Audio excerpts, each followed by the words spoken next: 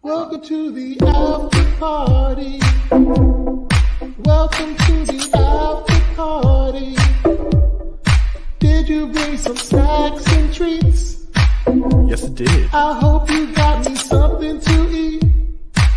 Maybe. Welcome to the after party. Coming to the after party. Right now. I've been waiting here all day to act like a fool this way. Welcome to the after party. Join us in the after party. Daddy.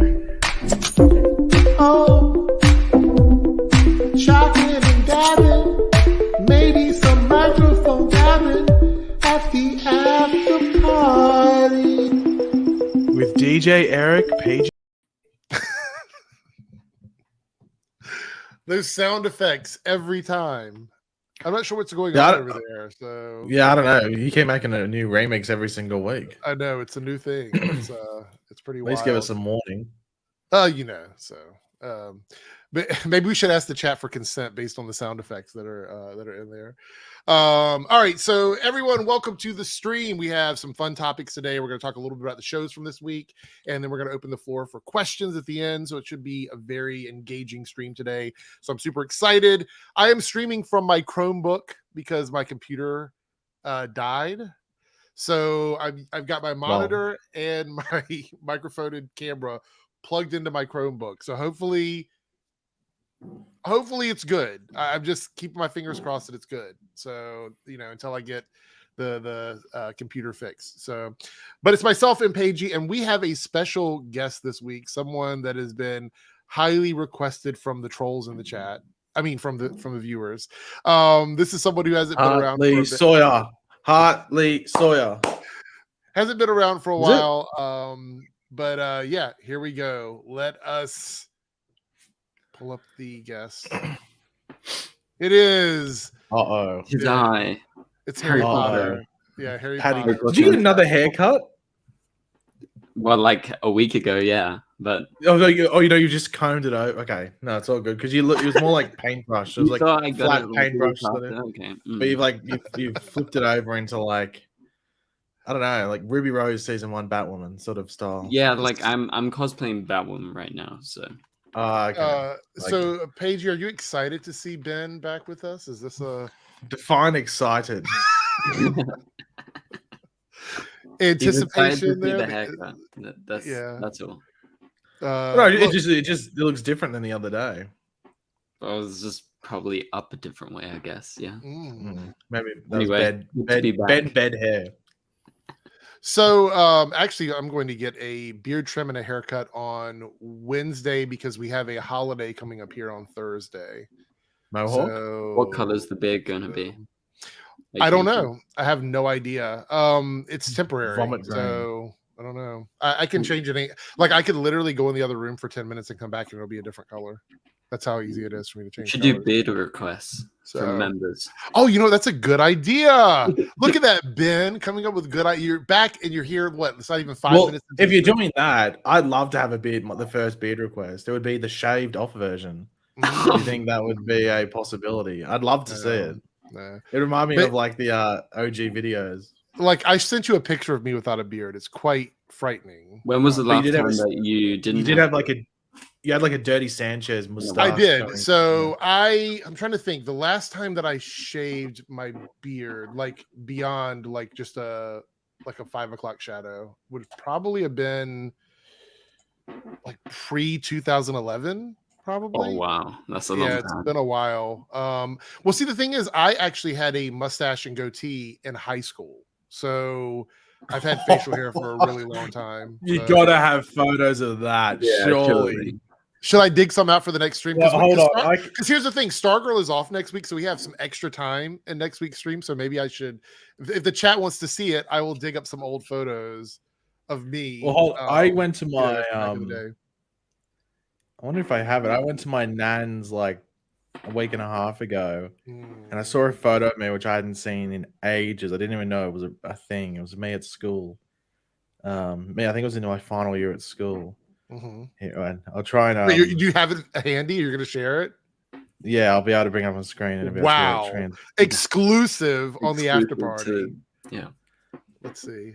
And Ben, I want you to rate this photo, Ben. I want you to give us your honest opinion of this. You think it's gonna be better than this one? Oh. I don't know. Like that's pretty tough, right? No, well, that's more of like a. I'd say that's like a classic. 2018 pagey. I'd say that's like. Was that 2018? No, that would have been like 2016, 17, 16, maybe something like that.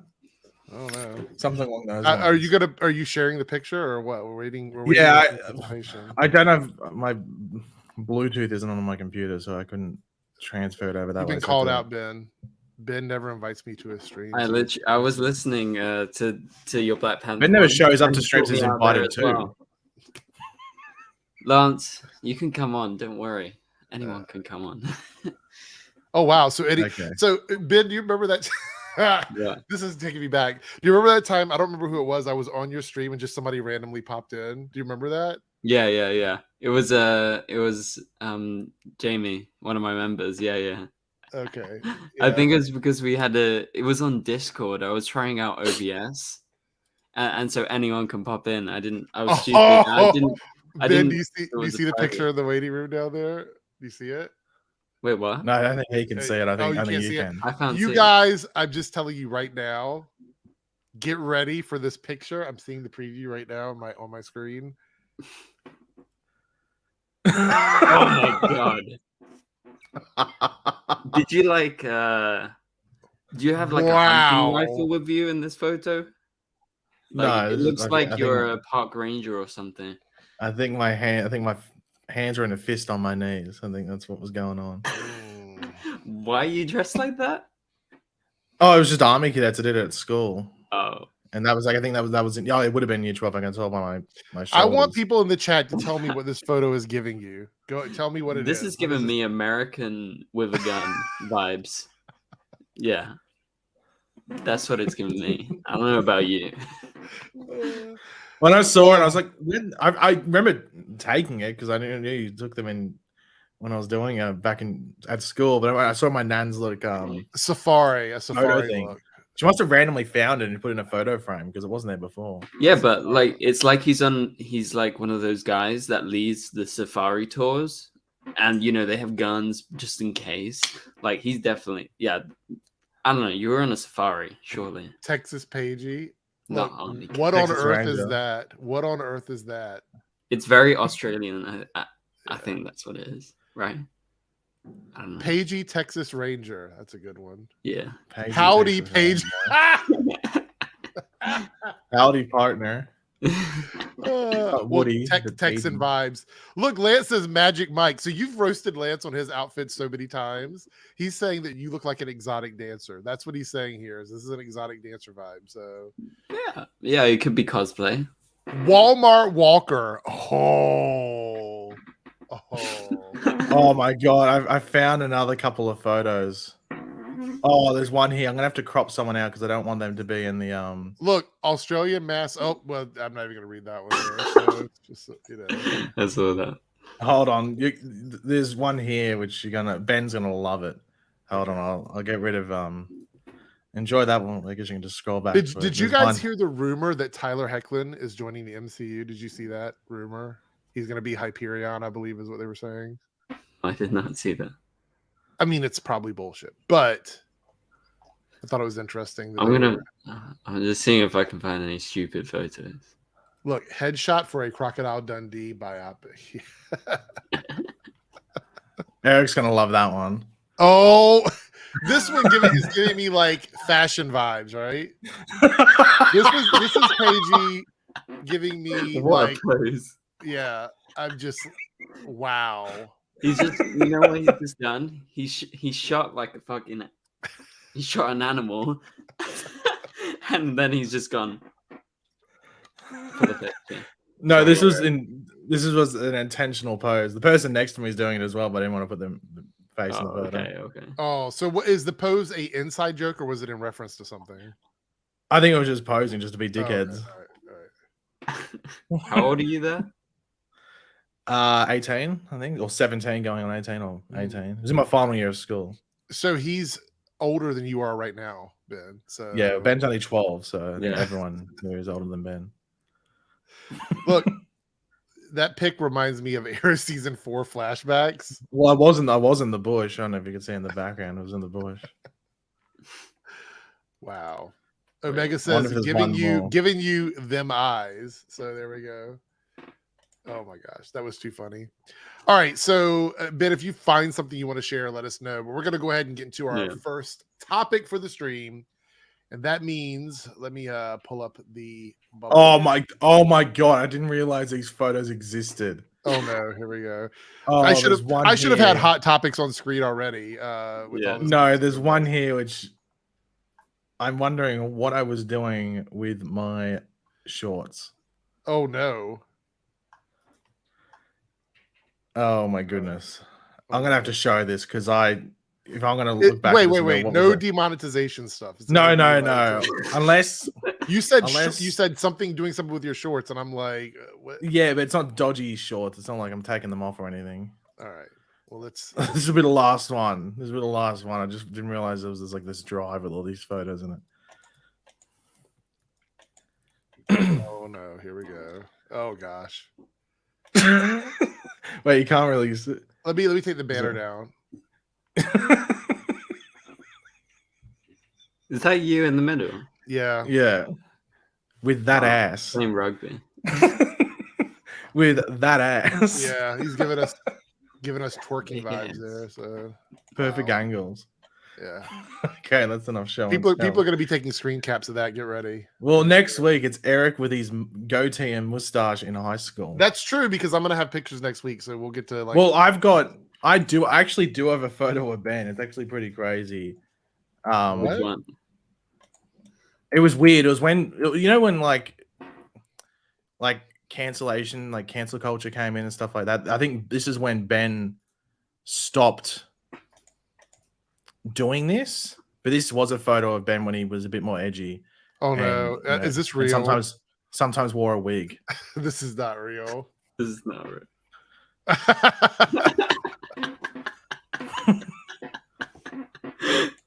Oh, Patty Jenkins. There we go.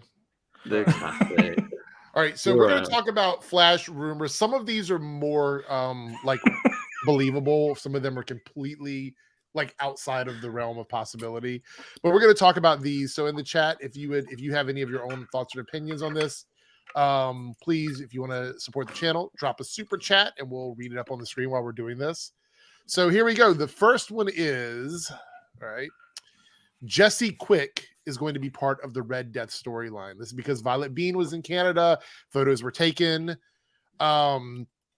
And I know, Paige, you did a video on this. Ben, have you done a video on this yet about Violet Bean and Red Death? No, I just talked about it on the live stream. Okay. So. So there's rumors now that she's either the conduit for Batwoman to become a speedster, or she's actually in the suit, or something along those lines. What are we thinking with that story? Like, do we think, Ben, you can give me your thoughts first, because I see Paige, or you're sharing something here. We'll do it in a second, but give me your thoughts on I'm not sharing anything. No, it's Ben. On the do you think she's going to be part of this Red Death storyline? And if so, how do you think she's going to be included in it? So I don't know if she's in it or not. Like, I haven't actually looked too much into it. These are all rumors. Yeah. So, but yeah, I guess she could factor into it. I saw that Paige's title was, Red Death could get the speed off of Jesse Quick. Jesse Quick. I mean, that doesn't sound like one of my titles. I wouldn't word it like that. It was along the lines of that. Anyway, he's paraphrasing. Yours would be like must watch. No. I don't know. I think she can factor into it if she's in Vancouver for that. But I guess Red Death needs a way to get speed.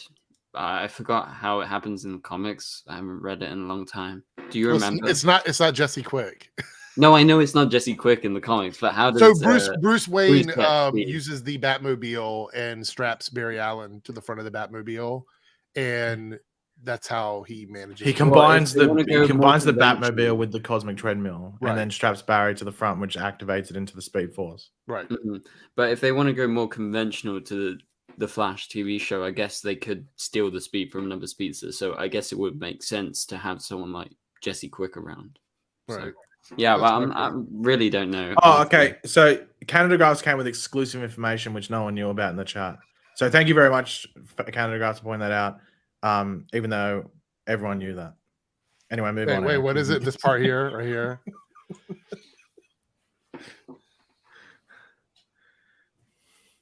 So that's Canada Graph's assessment of the situation. Yeah. Okay. I didn't realize he changed his name to Didn't they? Captain Obvious for the day. But, didn't realize. That. What is this here? Is that Oh you? my goodness! Is that you? Oh my Jesus Christ! You look like Ezra Miller. This is an old photo that I found. I thought it was funny. Maybe you should be the recast for the Flash bench because Jesus, or maybe you should just play young Barry. What with? Oh my goodness, man! No, we're not doing that one. That's offensive. Offensive. Look, is that Ben from yesterday?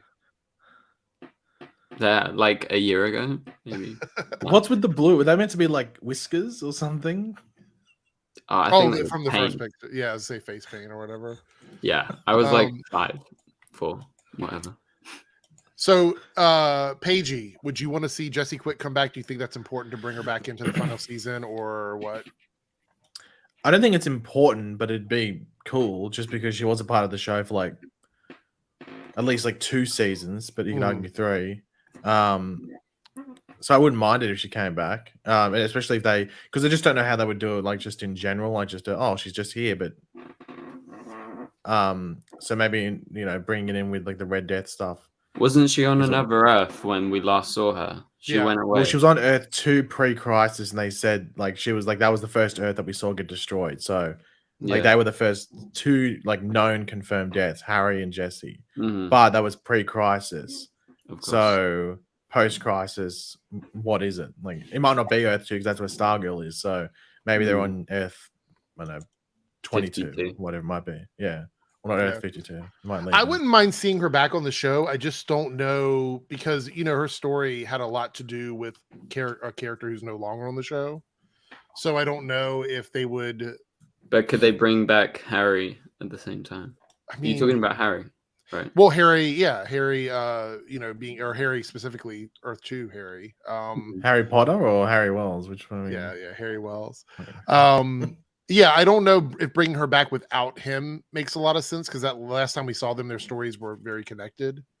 Paige, you're gonna love this. Yes. Oh no! Look what I just got emailed. Oh god! What? Oh no! On your OnlyFans page. Oh no! Yeah. Okay. So completely unrelated. I did see that now you can sell merch directly from that account. Like if you have a I have no idea why they can't wait to walk around in my picture of an ass. Like what the hell? Like look, I mean, if there's a market for it, there's a market for it. That's all I'm gonna say. But yeah, I would love to see her back, but I also, if she's coming back, I'd like to see Harry Wells back because honestly, he was my favorite Harrison Wells. So that's the one that I would like to see return. Yeah. All right, so this next rumor is based on a random story from Candace Patton's Instagram, right? Okay, so she posted a story it was just a text, like a black background with white text. And it said, bodysuits are so tight with a purple heart. And people think this means that she's to Iris. Well, no, I mean, that would be another thing. But people are thinking that means that she's going to be pregnant with the kids because of that. Oh, because of like a pregnancy suit? Yeah, I guess. Again, it was a story, and that's literally all it was. Before that and after that were just 2 pictures. So there was nothing else with that. And they think the purple heart represents like the kids. Was it just an Instagram story or a post? Yeah. No, it was an Instagram story.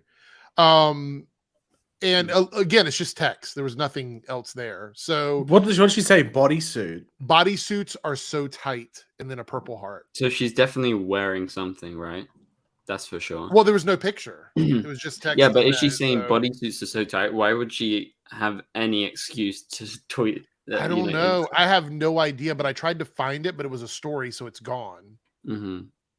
So, I mean, do we think is she going to wear the suit again? Is she going to be a speedster again in the final season? I mean, she I think it's more likely so I mean that she's going to be a speedster rather than pregnant, like in the first 6. I don't know what episode they're on right now, but right. Do you Wasn't there a thing where Candace said she didn't want to do Iris's pregnancy on TV? I can't find that article, but I think I remember in an interview or at a panel or something, she said she didn't want to do that. I think she did. She said she didn't want that to be the main focus of her character in a season. Okay. Mm-hmm.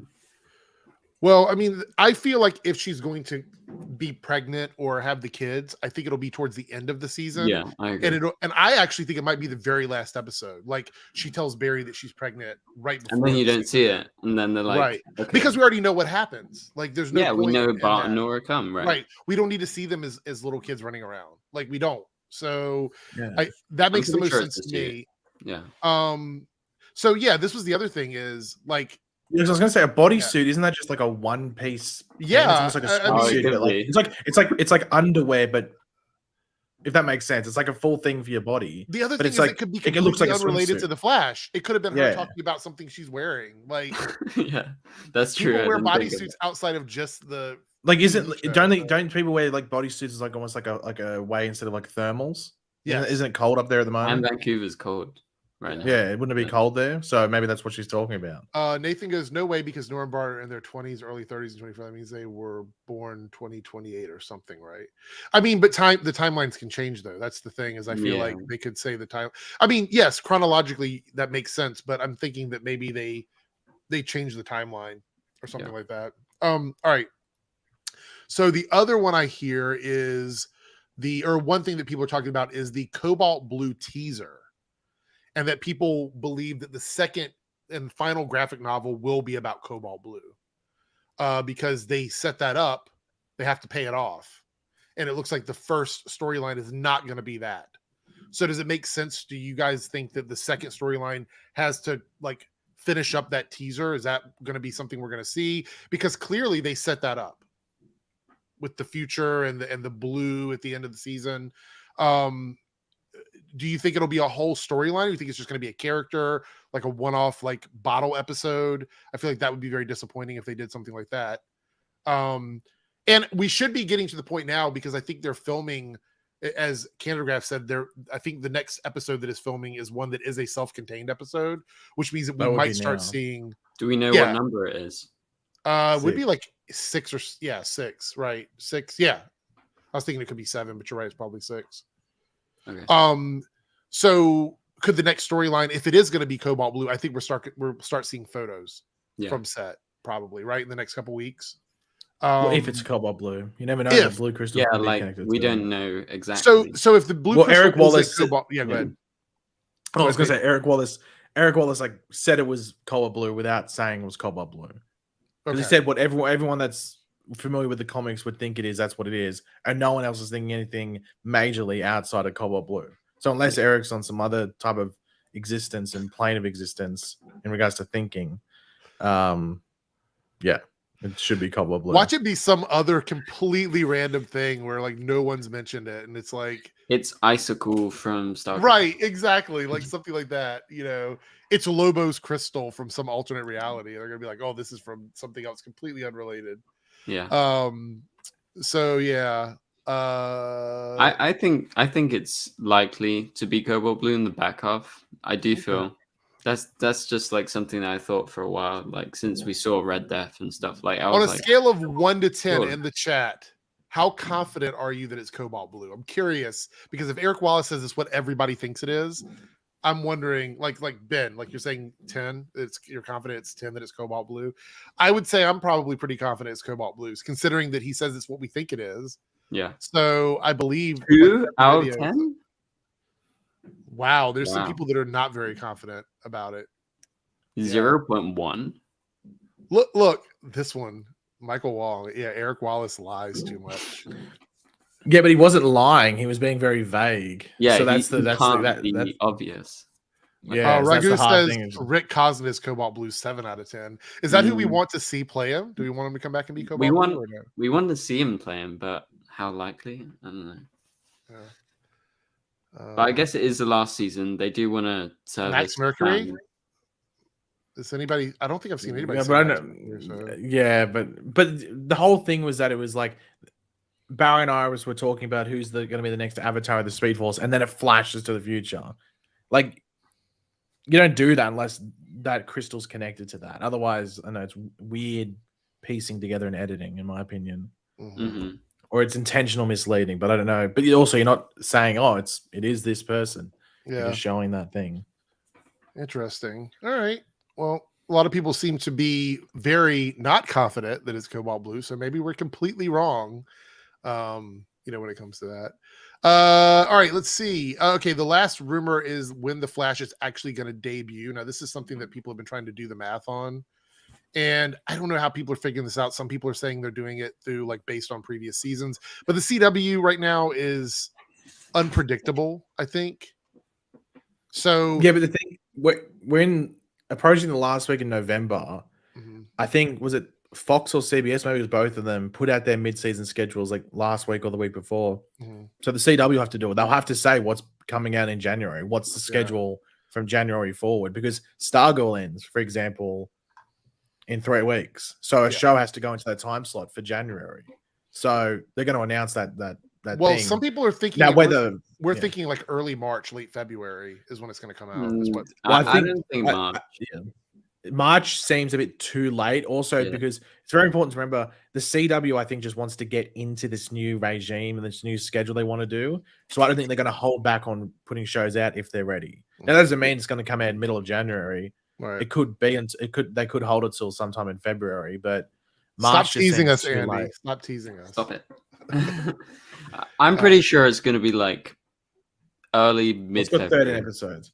Well, it's got 13 episodes, so that's 3 months pretty much. But then they're going to have breaks in there, so they'll probably have 3 weeks worth of breaks. They'll probably spread it out to about 4 months, I would guess, with 13 episodes. Yeah, they're probably going to aim to finish in May, late May, which is usually when a fall a mid-season or the 2020 the previous year season ends, if that makes sense. Darth Zim brings up a good thing. Do we think that Oliver Queen is going to make any kind of an appearance in the final season of The Flash as Spectre? Do we think that's going to happen? What are the chances of that? I'd say 50-50 probably. Well, Stephen Amell would definitely come back if he could. It just depends on what Eric Wallace wants to do, right? I mean, the thing that makes me go against that is the fact that no one appeared on Supergirl's finale, not even Barry. That's true. That's the only thing that makes me go, I'm not too sure. But the whole COVID thing and crossing sets and everything was still going on, especially for main actors. So that could have been an issue there. Yeah. All right, so that was pretty much all of the rumors that I had written down that I read about the Flash. Is there anything else that you guys have heard about the Flash season 9 that you would want to bring up before we move on to the next topic? Well, there was the thing yesterday when your favorite upcoming movie, Young DJ Erickson, was they had the red carpet for it, the Walton Thanksgiving, and Teddy Sears is in that. And he was asked about appearing in the Flash season thingo. Let me bring it up on screen. Okay. He did tease recently, didn't he? With a Instagram. Yesterday. Oh, that was about a month ago, maybe 6 weeks ago. But this is exclusive. Might we see Teddy Sears' Zoom in the Flash final season? He says, I'm not.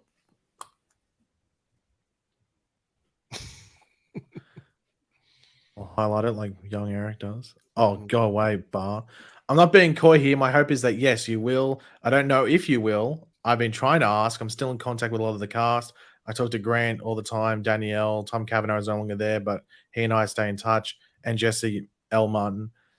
So it would be my highest hope that I get to do one more in the final season. But they do bring up that Zoom can just appear in his mask there, which is true. In the 100th episode, Teddy Sears is literally on screen for 20 seconds and the rest of it's stunt work. Yeah, the rest of the rest is just the masked up version. Yeah. So it would save them money. Well, the thing is that that's the thing. I think if Zoom appears, you're probably more likely it's just going to be a stunt actor in the suit. But you'd want Teddy Sears in there. Teddy Sears, of course, for the fans, that character. Well, no, just because he was very good. Yeah, as well. Yeah, of course. And Eric Wallace has said that he wants to bring Zoom in. Like he's been talking about Zoom for the past like 2 or 3 seasons. Yeah, I think so. I saw this as well. The actress Rebecca Sharp is back on the Flash set. Any theories about that, or? Well, she's meant to be dead. So post-crisis changed it. That's I think the more interesting thing, right? I got the. Oh, is that one from season 4? Yeah, the one that drank the milk and had to go to the toilet. Yeah. Hold on, let me. Am I? That was like one of the worst episodes of The Flash ever. Luck be a lady. Oh, here we go. And then she became the Thinker. I have no idea why it says Pharrell Williams up here. See, I have no idea. I have no idea why that says Pharrell Williams. The interesting thing is that it's a screenshot of a video, but in another segment on the left was future Chester's hair. And we had like the long dreads. Oh, it was on the left. I wonder if there's another photo I can have, but this is just another screenshot thing. But yeah, that's I think it's like Sugar Lynn or something. Sugar Lynn something. That's her name. So it's not a old photo because she got Allegra then. She didn't show up until season 6 or 7 or something. Right. Yeah. Which is weird because it's meant to be like a bottle episode, but bottle episode doesn't mean it's all in one area. It just means most of it is. So I wonder if they need her help or something. But how is she alive? Did DeVoe never happen? Like, oh, Ben would love it. If DeVoe never happened, Ben would be so happy. Well, no, because it wouldn't make sense because in the back half of season 6 after Crisis, they used DeVoe's chair. And doesn't Cecile use it in season 7 as well? Yeah, she does. Yeah, she does. All right, Ben's hopes and dreams crushed in just a matter of seconds. Well, unless this one particular meta from the bus, if there was a bus, doesn't die. Or something like that. Or maybe multiverse. Maybe it is multiverse, but I don't know why you do that. It's like Eric Wallace has a thing about bringing back like these characters. Oh my god, I would not be surprised at this point if Aminette Black shows up. Just saying. So we have a Team Eric member chat from Nathan Bell. This is funny. It's directed towards Ben. Ben, don't be mad at me for being a member of Eric's channel. You're still my boss, and they can do a Zoom and Max be a Cobalt Blue and Red Death. Oh, okay. Well, don't be mad at him, Ben. I'm not mad. Support Eric. So yeah, I look. Ragu brings it back up. The Magic Meta Bus. Remember that? No. What a weird time on the Flash. Ben, does that trigger you to hear about season 4? Do you still believe that season 4 out is of my worse than memory. season 5? Do you think season 4 is worse than season 5? By far. Wow. I just never. Eric, season 5 is in his top 3 seasons. Season 2, season 1, season 3, season 5. There you go. So top 4. Yeah. Wow. Season 4 is bottom, way bottom. Look, oh my God. How you know another Ben L. Yeah. Another common Ben L. Common Pagey L. Like no, common Pagey W. More than season 5. Look, season 5 is the worst.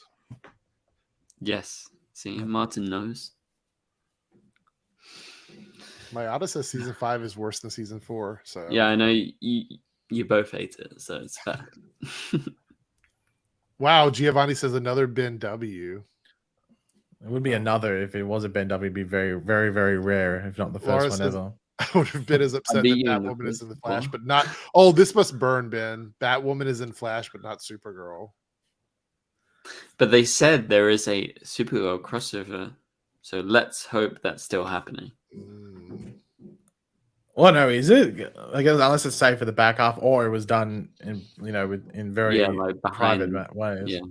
Well, no, Nicole Maines was up there. Was it during episode 2 or 3? So maybe that's when it happens. Lance says Mayada wants. Well, yeah, I'm presuming season 1 is worse than 5. Season 1 is worse than 5. So. Wait, was Nicole Maines actually in Vancouver? I had but they covered it for like some like event or something like that. But she was like an art gallery opening or something like that. I can't remember. But right, something like that. Right, yeah. So there we go. I would be surprised if she's not in it. That's who I thought it was because they said it's someone that's never been in the Flash before. Right. I don't believe she has. And been Martian Manhunter has, Alex Danvers has, obviously Supergirl has. I'll be honest. Has. I think Dreamer actually fits the vibe of the Flash. To be well, there was only two options. It was either her or Kelly Olsen. I mean, Kelly Olsen would just be like, what the hell? Why is she showing? And like right now, Nicole is actually like big in the comics and stuff. Like they're doing like lots of Dreamer stuff. Fortnite, Dreamer. Come on. Well, I saw you doing the gritty with Dreamer after winning a game of Fortnite, Ben. So I use Dreamer. What do you call it? Outfit or character? Skin. It's a skin. I think it's a skin, isn't it? Yeah. No, I'm joking. I would use it if I freaking played Fortnite. I would. I bet you Battle Pass. I bet you use Arrow one if it's still around. I haven't played Fortnite. If anyone was ever watching my Twitch when I did it, that's when I played Fortnite. I haven't played Fortnite since then. But I remember I streamed Fortnite once, and I streamed my first ever win with my mates, and we were going off because it was all building. If you played Fortnite, you know, just freaks that are like building ridiculous stuff, and we managed to win. It was like I felt like I'd won the lottery because it was like I felt like I'd gone against impossible circumstances. Yeah. And then I think the next round we ended up just dying straight away. And I think that might have been the last time I played Fortnite. Well, so it's been a while then. Yeah. All right. So let's move on. If you guys want to super chat questions about the Flash season 9, feel free to do so. We'll answer them in between our topics, or if we have a break. Would you want? Should I bring up the giveaway thing? Yeah, go ahead and do that now, and then we're going to talk about the next news topic. Because Paige has a giveaway, so talk about it here. He's giving away his home address. Oh, so you can all come. Well, no, you already have that. You can probably. Well, I don't think you do. I think Eric does. Yeah, I do. Anyway, so the World Cup, FIFA World Cup starts tomorrow. From this time, about like 36 hours away. No, sorry, it's 12 hours away. It's 12. It's like 15 hours away. Now you don't have to give a shit about soccer or football, as Ben would call it. You don't have to give a shit about it. But what I'm going to do is I'm going to do a sweepstakes, and I'll bring it up again after this topic to get people entered. I'm in. But you'll get a Ben is automatically in, Eric's automatically in, and I'm automatically in.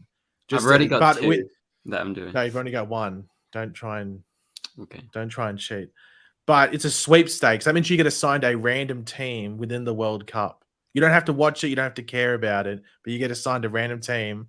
And throughout the month when it's on, whoever wins it and is assigned to the team. So say you're assigned to Brasilia, and they win. Neymar with the goal. He scores or something. You know, Brazil wins the World Cup. You win a $25 Amazon gift voucher. Provided by Eric. That's a pretty good deal, guys. So we'll announce. It's going to be very easy how to enter, and I'll pretty much use your YouTube chat. So you'll hear it after this segment on how to enter.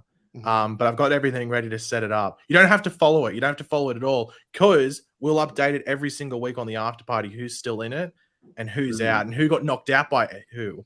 So Eric could be assigned to Brazil. Ben could be Uruguay or something. And Eric's team could beat Ben and knock him out of the World Cup. And then there'd be a rivalry and they hate each other for the existence of time because Ben now doesn't get a $25 Amazon gift voucher. Eric. There we go. So hear about it at the end of this next segment. Continue, host DJ Erickson. Yeah. All right. So we found out this week that Chris Hemsworth is taking a break, an defined amount of time, taking a break from acting due to some health stuff. And I do want to cover this just briefly because a lot of people were asking me about it online and, how this all plays into his future as an actor. And so I just kind of highlighted here what's going on with him. And we're going to talk about this. And it says here, while working on National Geographic's Limitless, it's a new series about him pushing back on the natural decline that comes with time and aging, the star of Thor and Extraction underwent a battery of genetic tests to see what, if anything, the future might have be waiting for him. Future might have waiting for him, etched into his very DNA. What he discovered, he says in the show, was his biggest fear.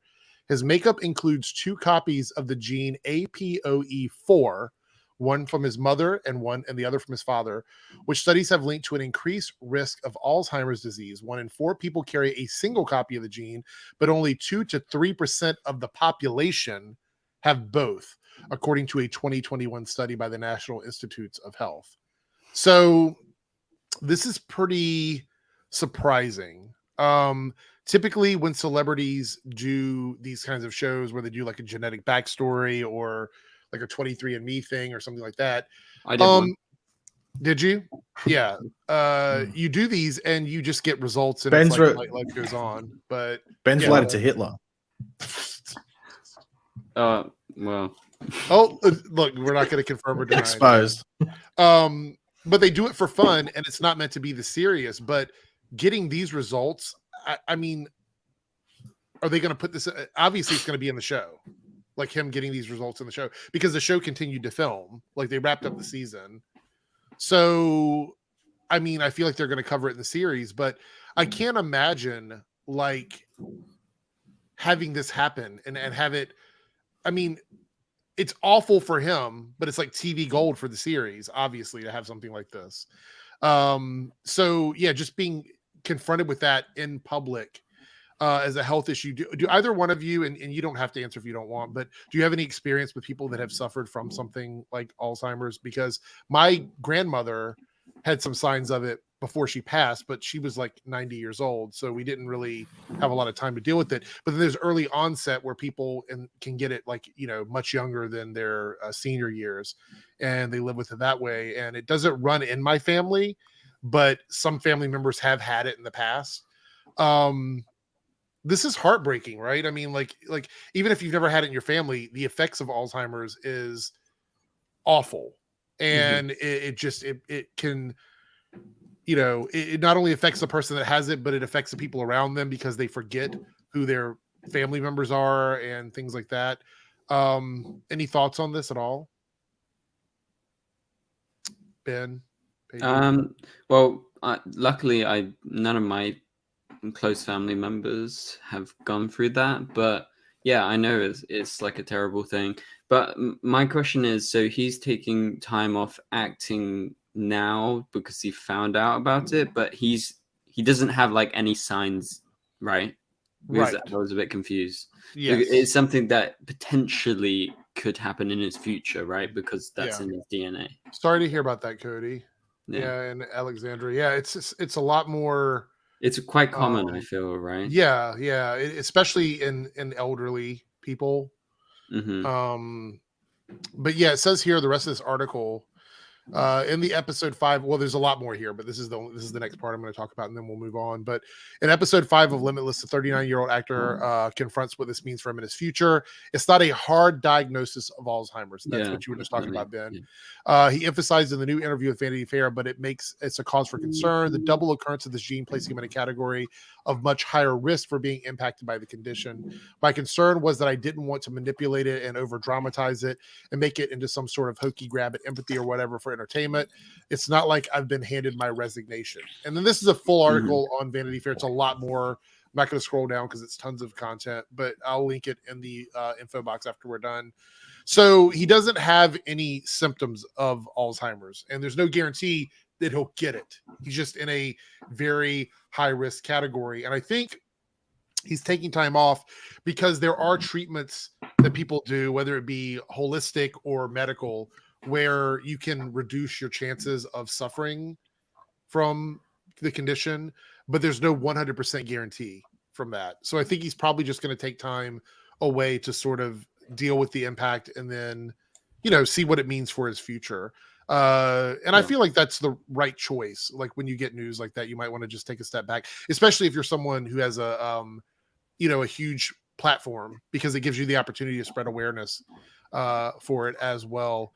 Any thoughts on this before we move on? Paigey, Ben, anything at all? Well, yeah, it's obviously very sick because also he's got, kids as well. So he's not just, and they're still very young. So getting that and making you think that, I could start experiencing that in 5 years or 10 years or something when the kids would not even be in their adulthood and stuff would be pretty scary.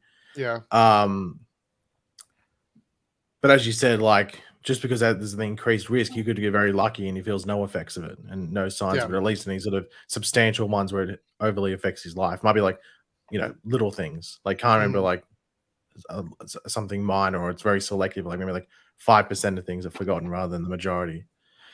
Yeah. But yeah, like I personally haven't had anyone in my family with Alzheimer's or dementia or anything like that. Been pretty lucky. At least what I know of, or at least I didn't have to experience it if they did have it. Also, him taking a break, I don't think's like such a big deal because is he supposed to film anything big? No, when the he thing finished, go ahead, Paige. Well, you said no, you go. I was gonna say I don't think that he was announced in anything other than like maybe another one of those extraction movies, because other than that he was doing the series, and that I think that was it for a while. Yeah, because he did Furiosa in Sydney, but he did a big thing about he wants to film, if he can, he wants to film movies that he's in Australia. Right. I think it's mainly to be with family. Now I don't know if it was after this diagnosis that he said that, because he said that like when Furiosa got announced to be filming here. But that might have been a reason for it, just so he's not constantly traveling and spend more time with family. And stuff. The thing is, Darth Zen, Marvel has a very big studio in Australia, so he could actually film scenes on that stage if he wanted to. Like, I mean, didn't they film Thor and they filmed Thor there, they filmed Shang-Chi, and they're filming the new Godzilla movie there at the moment. Yeah.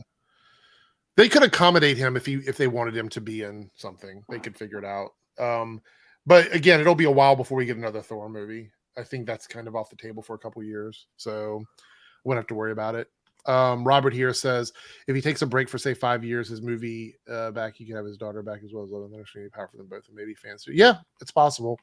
When it comes to health stuff, I will never ever shame someone for taking a break from their jobs or their careers, because I feel like you have to be. That's something that you have to put first. You know what I mean? It has to be important. Anyway, all right. So this is where Ben is going to kind of sit in the passenger seat as we move on to the next topics. He can chime in if he wants, but we're going to run through the episodes this week. Here we go. It is time for reviews. We're going to be talking about Titans and Stargirl, and which one should we do first this week? Paige, do you have your coin flip handy? Coin flipper. Ben hasn't watched either, so in a while. So he can just give me opinions on stuff that's not related to the current episodes.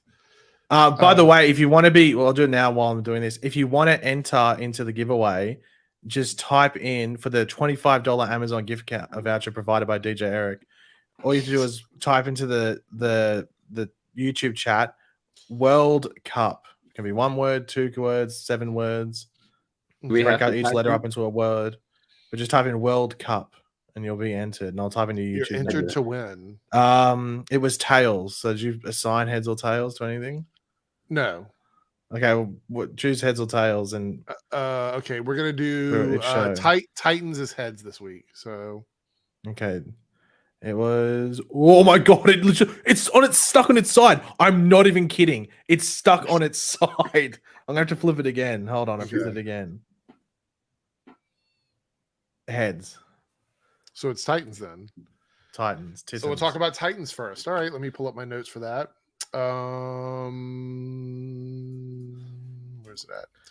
All right, Titans season 4, episode 4, I believe. Is it episode 4? Super Mart. So this episode is kind of a weird one because we get the backstory from Mae Bennett, who was shown using her powers at her job, causing her boss. I think it was her boss. Was it her boss, Paigey? Was that her boss? I don't know. Her superior. Well, yeah, no, like boss or superior, one of the two. Someone working in there with her that was giving her a hard time to jump out of the window of like this multi-story building. Well, did he jump or did he push someone out? Did he make someone go violent? I'm assuming he killed himself. Yeah, but not sure. But either way, this is not good. So she's dealing with that, and then she goes to like a diner and she gets approached by a man with a card for the organization with the 3 magic words on the back. She says them, and then the guy disappears and the ball starts rolling. And then we get a lot throughout the episode of a backstory on this organization and, you know, him, as they say, as they're like, you know, sort of training these women to get prepared to ultimately give birth to the next chosen one.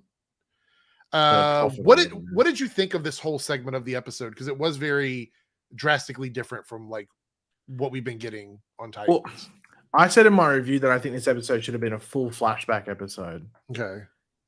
Just because if you think about like Titans, I think if they do a good episode, they sort of do a full flashback episode, and I think that might have been the best way to go. Yeah. But I like the fact that it's tying back to season 1, just because I think it makes sense because of the whole Trigon stuff that was in season 1 and everything like that. Yeah, because this does sort of lead up to Raven's storyline from season 1. So yeah, and like heavily. Well, we'll talk about it in a second because of other things that are brought up. But I think it going back and forth, but when Mother Mayhem wasn't in the present day, really made it a bit jarring, just because all the flashbacks were about her. So I'm like, that's why I think the entire episode should have been flashbacks, but more spread out and like a better, like maybe better storytelling with that. But I understand they want to put the Titans in Titans, right? So I sort of understand that at the same time, though I would have preferred a full flashback. Yeah. So we have that, and then obviously there's these trials they have to do, like falling into a pit and all of these things. And there's a struggle to figure out who's going to be the bearer of the chosen one. And then when she finally gets pregnant, it is a boy and not a girl. And so that is not what they wanted. Yeah. So they wanted to remove this child.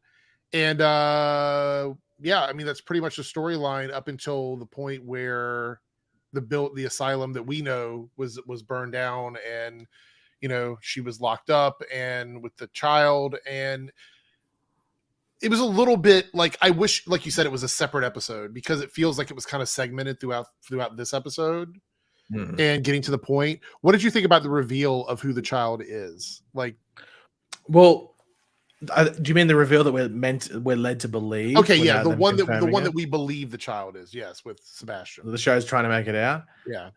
It makes sense to me, because it makes sense that you would have the villain of a magical based storyline, be somewhat related to the magical based character within the Titans, which is Raven. So they're half siblings. So you have the daughter of Trigon, that being Raven, to the disposed and exiled son of Trigon, that being Sebastian, who is being put into being brother blood. But I do wonder if that's not it at all, because people bringing up the age difference, whether he's age-wise, that makes sense that he's the son, but I don't know if I haven't done the math, whether it's because it was 1997 that he was born, so he'd be mid-20s. I think the actor's like 40 or something, so I don't know if they're like, I don't know, I'm not too sure.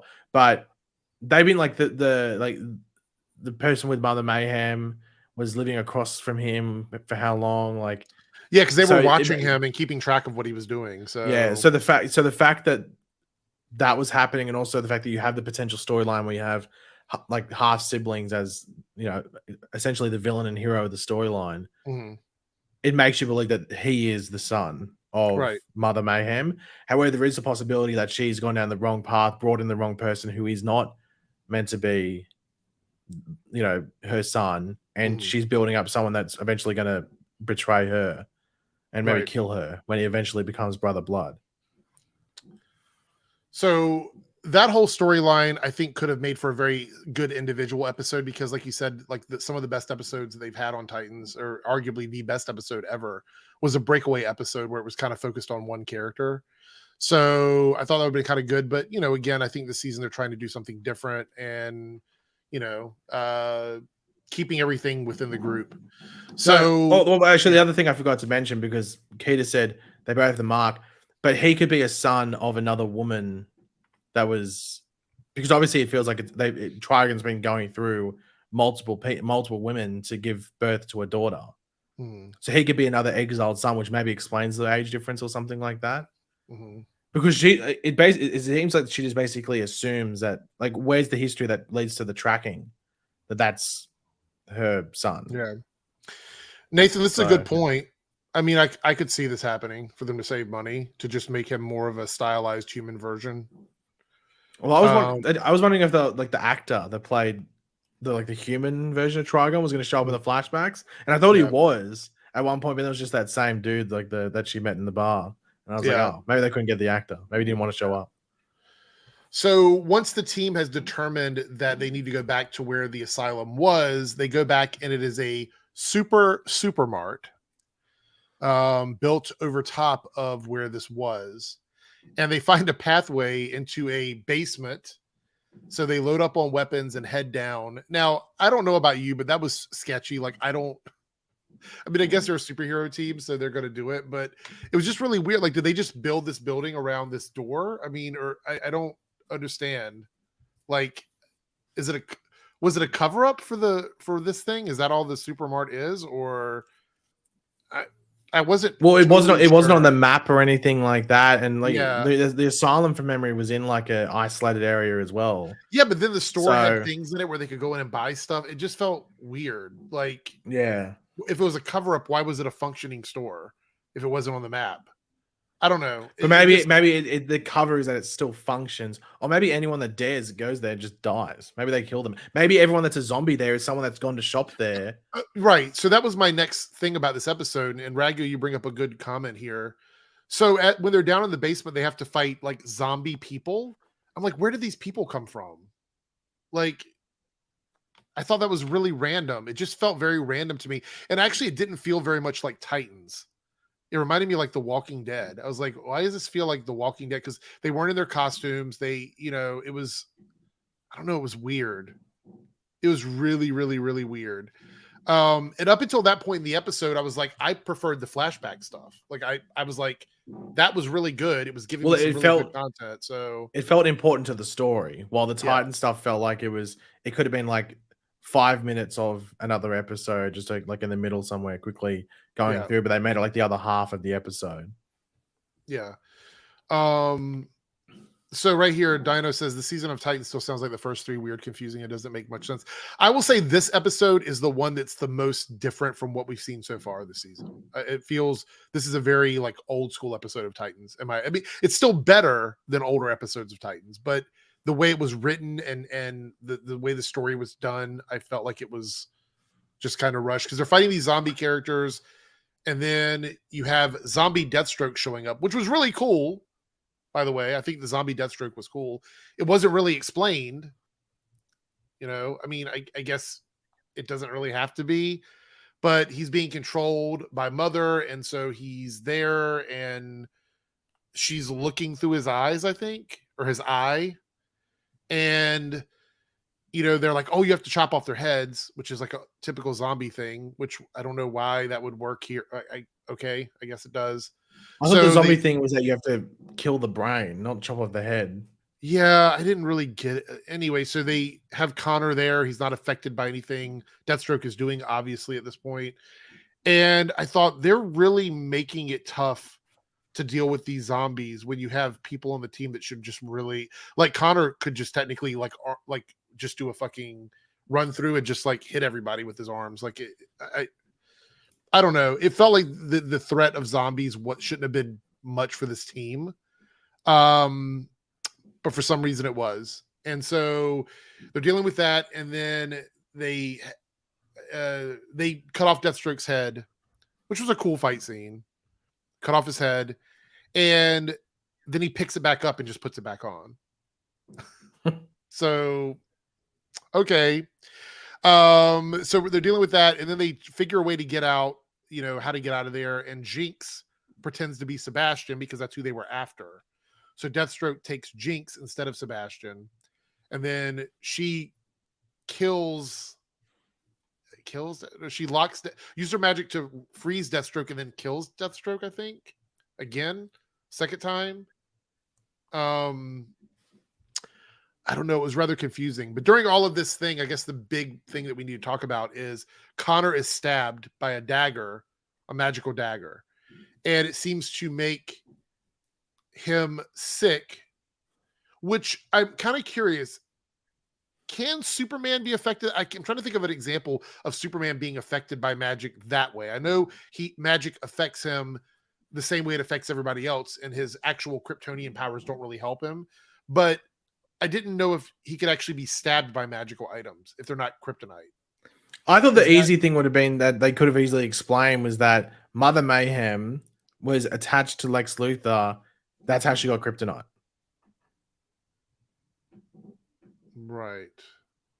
Would that just be an easier way to explain that? Yeah, that's how he got because stabbed? it wasn't kryptonite, right? It was just a regular dagger. It was, right? or just it came across as a magical dagger. So unless they find the dagger and they find it was like, it's got like coated in kryptonite, or the metal is blended with kryptonite or something like that. Because that makes it, because if you think about it, that makes it seem like anybody with magic could just kill Superman.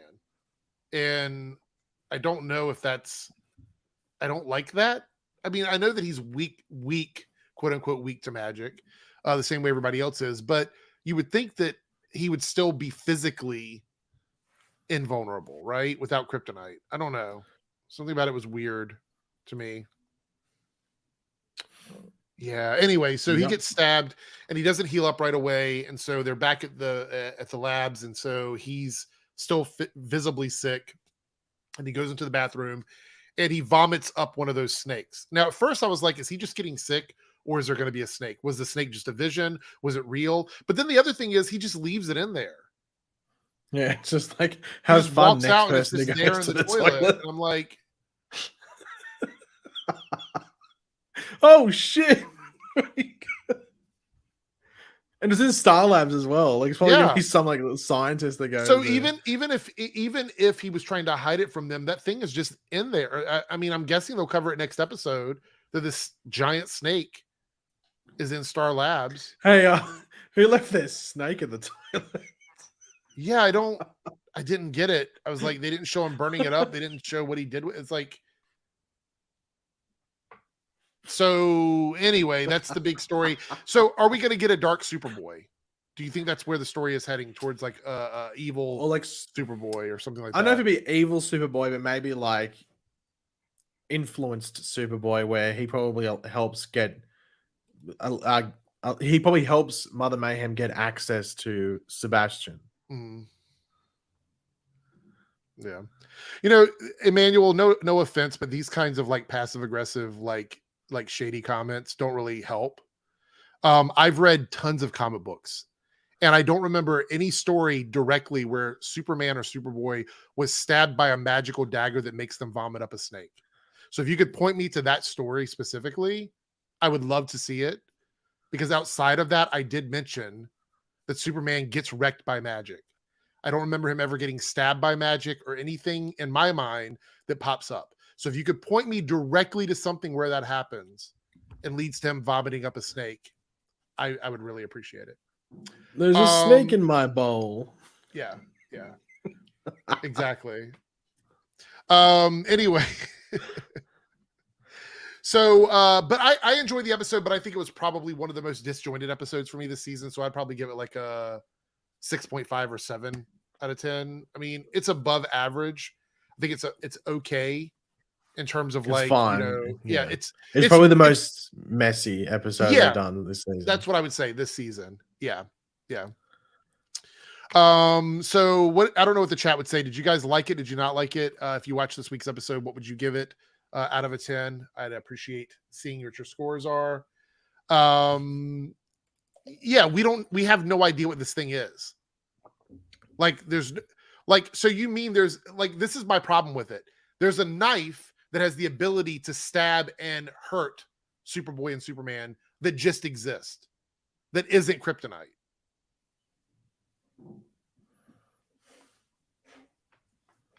So, yeah.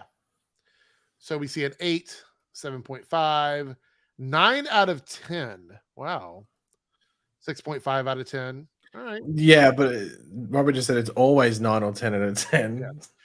Well, my question still stands, Emmanuel. Point me in a direction where those circumstances happen and Superman or Superboy is stabbed by a magical knife that makes him spit up a snake, so that I have a point of reference on why it was so obvious that was possible. If you could do that, I would totally enjoy it. But I understand. Yes, it is the weakest episode of the season. So, yeah. So you guys might have noticed I'm not streaming on Twitch simultaneously. And the reason why is you guys are showing up for my Twitch streams and you're showing up for my YouTube streams, but combining them together was hurting my numbers on Twitch. because it shows a lower engagement. Because obviously, if you're here, you're not going to be there at the same time. So it didn't make a lot of sense to simulcast them on Twitch. But I'm still using my Twitch for all of that other stuff. So it won't affect anybody that's watching this over here. So there we go. Ben is still here. So Bonjour. There we go.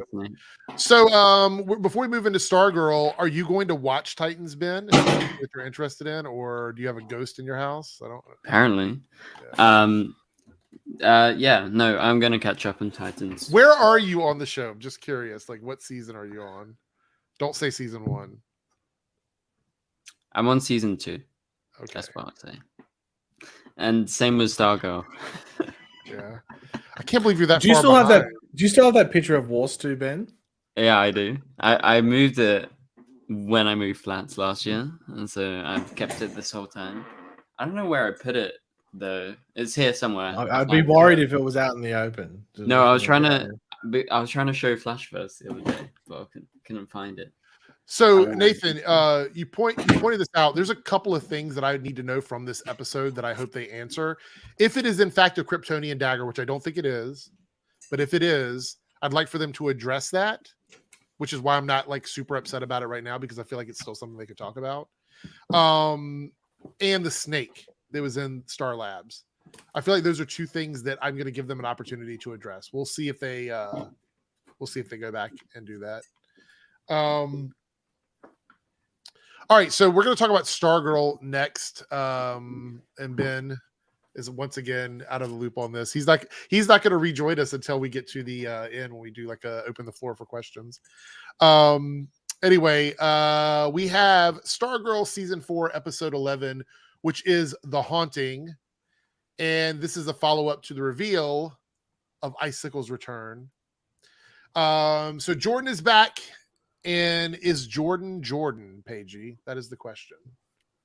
Is this actually him, or are we still under the impression it could be someone else? Because I know you said you think it's him, right? That it's 100% him.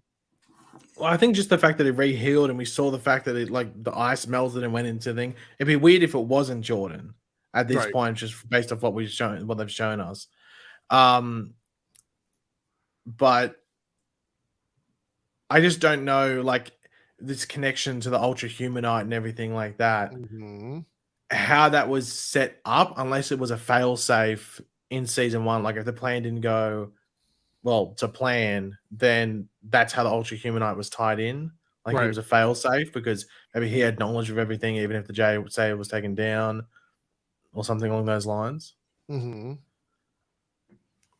So we did get like you said, we got the flashback to the death of Icicle, where Mike hit him and shattered him, and so he reformed. Now, one of the questions that some of the people had that were watching it here, because we do like a little get together to watch the shows, was how is it that his family line never knew that they could do that? That they could reform after being shattered. Yeah. How is it that something that has been in their family for generations, that they never found that they could regenerate after being shattered?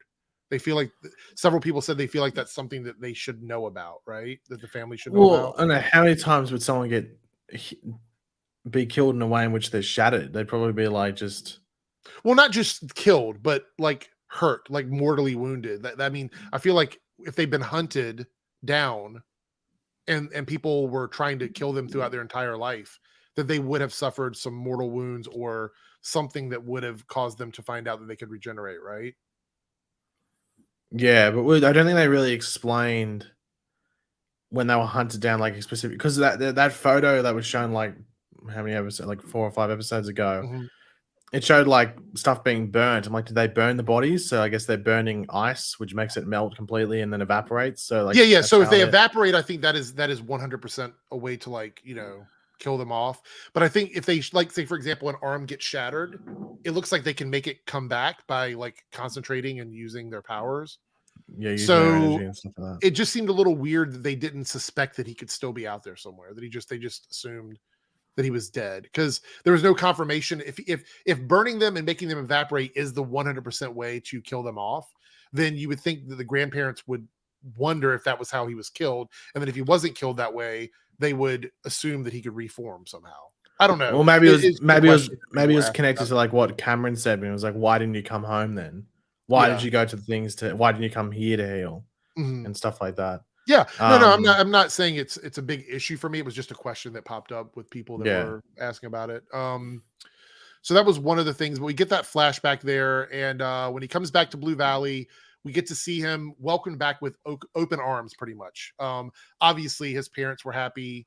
Cameron was shocked to see his dad. Everybody at the office where Barbara works was happy to see him, because it's something that we may have forgotten over the last couple seasons is that he was loved by that community.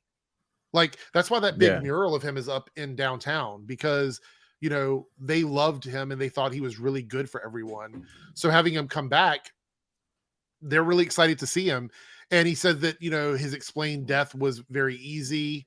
I think he said that it was a reported death or whatever, and then he just came back or something. What did he say it was? I know he said it was really easy to explain his death. I don't remember the exact words that he said. Either way, he said that it was a very easy thing to explain, and so he's just back and people accepted him, because keep in mind, we pretty much, the show has taken the place over the course of like what, a year and a half, maybe less than that. Well, yeah, because the summer break was only like a bit after school. Yeah, after season 1, and that only went for like 2 weeks, 3 weeks or something, that entire season. I feel like this is like one school year, one summer break, and then the next school year. So we're still within like. Well, I think the show's intention was to keep Courtney in high school as long as they possibly could. Right. So that's why. Because you know what, when you do like a full year in a season, it kind of it forces you to have a finite ending for the show. You know what I mean? Like after 4 years, how long can they be in high school at that point? So yeah, makes sense. So then we get that storyline. We get him doing a bunch of stuff around town. Let's see, what else did I have here? We find out that he wants to be redeemed, but he's still lying and covering things up. So we know something shady is going on throughout the episode. But then we find out at the end, the big reveal at the end of the episode, and we'll talk about all the other stuff, but I want to get to this point, is that he is working with Ultra Humanite, which now, after that reveal, we know that Ultra Humanite isn't in his body. So Jordan has to be Jordan at this point. I feel like that's just him, right? So and it would lean into the fact that Ultra Humanite is probably just Ultra Humanite, correct? I mean, because otherwise, why would he be working with Jordan unless it's somebody that's been tricked by him? Well, yeah, unless, as I said, like, I just don't know how the connection there works in regards to like the lead up to Ultra Humanite. Did he actually follow Sylvester back, or was it just like they conveniently arrived in Blue Valley around the same time? Like, that's what I'm interested to find out. Yeah, it's really good. I have to give them credit. This season, the writing in terms of the mystery has been extremely well done, to the point where I think it's probably the best written season they've had in terms of like plot and stuff. But yeah, so we have that going on, and so that's the big reveal at the end. One of the things that did bother me in this episode, and it's the first major nitpick I've had this entire season, and maybe overall of Stargirl, is the stuff with Mike and Jakeem and Thunderbolt based on the wish they were trying to do. Because it raises a lot of questions for me, and I have another do you know what I'm going to say here? Like, do you know where I'm going with this? Because I thought you were about to say something about what happened. No, I know what they. Yeah. So they decide to use Thunderbolt to try and make Jordan a normal human without powers, so that he can't use his powers on anybody. Now, before we talk about the wish and why it kind of triggered me, is there are 3 rules that we know from Thunderbolt, and I wanted to make sure I knew exactly what they were word for word because of my nitpick here. So they can't do the same wish twice, and we already knew that. And that's not a big deal. That's a pretty standard thing, especially when it comes to magic. It's kind of a writing thing so that you don't have to worry about them just being able to cast Fireball over and over and over again. They're not like wizards or whatever, so I get it. You can't specifically wish for someone to die. Like, you can't say, I want to, wish for that person to drop dead or whatever. And you can't wish to bring somebody back from death. So those are the 3 major rules that Thunderbolt has. And all of those are fine. I don't have an issue with any of those rules. I think all of them make sense. And from a writing standpoint, I think it works. However, in this scenario, and I'm going to read this wish out because I wrote the whole thing down.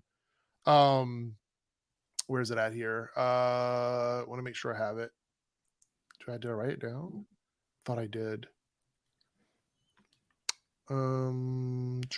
Wish it Jordan a lot of powerful.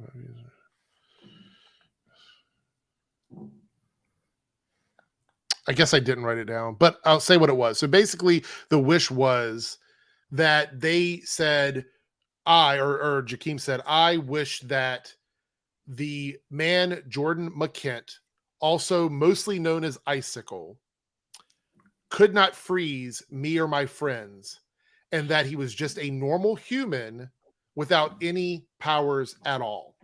Amen. That was the wish. I might have missed a couple words in there.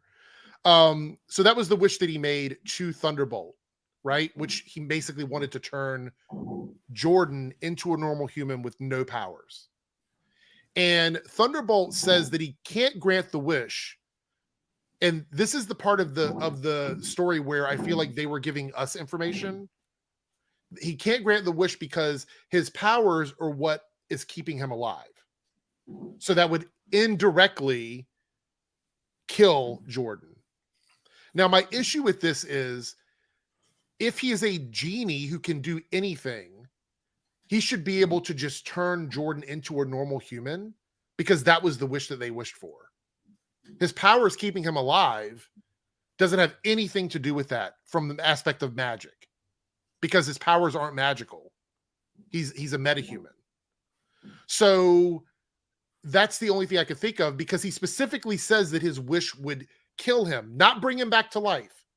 So what Thunderbolt is telling us here is that Jordan is in fact alive and that his wish of taking away his powers would kill him. So it's not bringing him back to life. We've already established that. So he is alive. But if he wanted to turn him into a normal human, that would just be turning him into a normal human, taking away his powers. This to me, because he says it would kill him indirectly. But my argument here is how many other things has Thunderbolt done since we've known him that could have indirectly killed someone? Why would he tell that to the kids? Why would he say that? How would he know? How would he have that information? If he's magical enough to know that information, he should also be magical enough to just turn him into a normal human. This seems like a huge plot convenience to me in terms of the story. It's the one thing that I had an issue with because I'm like, everything that he has done has been so reckless over the last 2 seasons that he could have indirectly killed anyone at any point in time. Right? Like, what was he going to do to Eclipso when he was fighting him? Was he not trying to kill him? What was he doing? What was the point there? What if he accidentally dropped a stop sign on someone's head and indirectly kills them? Everything he does could indirectly kill somebody. So unless the wish is actually asking to kill someone, I don't think the rule of wishing death works indirectly because that seems like a plot hole to me. That's just me. Am I missing something there? I feel like that entire thing was just to give us the information that his powers are keeping him alive. Yeah, but I think there's still a direct connection. While the other stuff you listed there wouldn't have been directly connected in regards to like one leads directly to the other. But that's still death. That's still you still killed him, basically. Well, no, but he's toast. Yeah, but that is killing him. He's not alive. He's a piece of toast. You know what I'm saying? Like, it doesn't make any sense. What if the toast said yo? Then would he be dead? So turning someone into a normal human would be killing them, but turning them into toast isn't? No, Toast because isn't alive. Toast can't breathe. No, because turning him human would kill him because his powers are keeping him alive. But that shouldn't matter. He is a genie. It's magic. So he can turn someone into a piece of toast, but not turn them human. Yeah, but also they didn't want him to turn literally into toast. I think that just shows the randomness of Eclipse. Yeah, but what I'm saying though is even if that is the case, the information that he gave to them would have been irrelevant. You know what I'm saying? Like Him telling them specifically that is knowledge that he shouldn't have.